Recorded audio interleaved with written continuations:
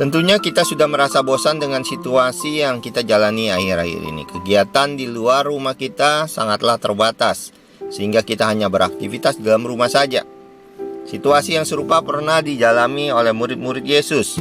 Mereka dilarang untuk meninggalkan Yerusalem sebelum Yesus meninggalkan dunia ini dan naik ke surga. Tapi larangan ini bukan membuat murid-murid menjadi bosan. Lalu apa yang dilakukan murid-murid?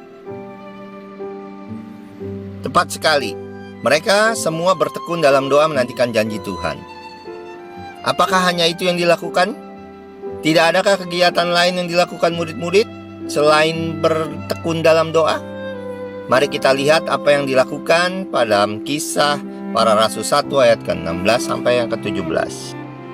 Hai saudara-saudara, haruslah genap nas kitab suci yang disampaikan Roh Kudus dengan perantaran Daud tentang Yudas, pemimpin orang-orang yang menangkap Yesus itu. Dahulu ia termasuk bilangan kami dan mengambil bagian di dalam pelayanan ini. Karena pengkhianatan Yudas, maka jumlah rasul untuk suatu pelayanan menjadi berkurang. Ada sesuatu yang kurang sempurna yang dirasakan.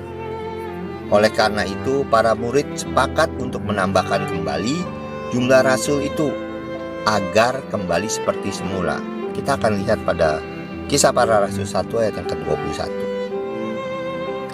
Jadi harus ditambahkan kepada kami seorang dari mereka yang senantiasa datang berkumpul dengan kami selama Tuhan Yesus bersama-sama dengan kami. Jadi jelas, selain menantikan janji Allah, murid-murid juga melengkapi jumlah mereka. Jumlah yang diperlukan untuk melakukan suatu pelayanan. Pesan apa yang dapat kita tarik dari kondisi ini?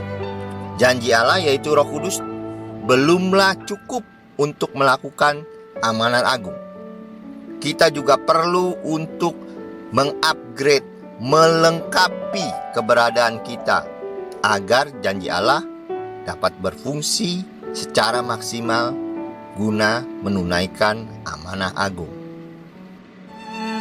Inilah saat yang tepat bagi kita untuk mengupgrade keadaan kita, terutama kondisi rohani kita. Di masa social distancing ini, kita memiliki cukup waktu untuk mengupgrade kehidupan rohani kita. Mungkin di waktu-waktu yang lalu kita terlalu sibuk dengan urusan kita, sehingga kita lupa atau tidak sempat untuk bersekutu dengan Tuhan. Tetapi saat ini kita dapat mendengarkan firman Tuhan dengan begitu mudahnya. Hanya dengan mengklik di HP kita, maka kita akan jumpai banyak channel rohani yang dapat mengupgrade pengenalan kita akan Tuhan. Jangan gunakan waktu yang ada saat ini untuk hal yang sia-sia. Bukan hanya kerohanian kita saja yang harus kita upgrade, keterampilan kita pun harus kita upgrade.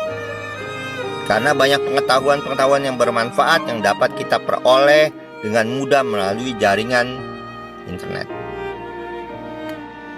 Dengan kita mengupgrade diri kita baik secara rohani maupun jasmani, maka janji Allah yaitu Roh Kudus akan bekerja secara efektif dalam kehidupan kita. Kuasa Roh Kudus akan menyempurnakan kerohanian kita. Oleh karena itu kita harus mengupgrade kehidupan kita. Jangan puas dengan keberadaan kita yang sekarang, dan jangan membuang kesempatan yang ada. Roma 12 ayat yang kedua. Janganlah kamu menjadi serupa dengan dunia ini, tetapi berubahlah oleh pembaruan budimu, sehingga kamu dapat membedakan mana kehendak Allah, apa yang baik, yang berkenan kepada Allah, dan yang sempurna. Jadi jelas, kita harus mengupgrade, memperbaharui budi kita, karakter dan pengetahuan kita, agar kita dapat membedakan mana kehendak Tuhan yang sempurna dan yang berkenan kepada Allah.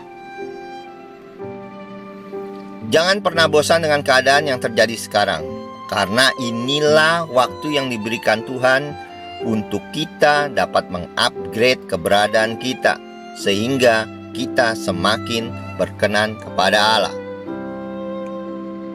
Pesan yang sama yang diberikan Tuhan kita sebelum Ia meninggalkan dunia ini untuk naik ke surga, di mana kita harus tetap tinggal untuk mengupgrade keberadaan kita sebelum kita menjadi saksi bagi orang banyak.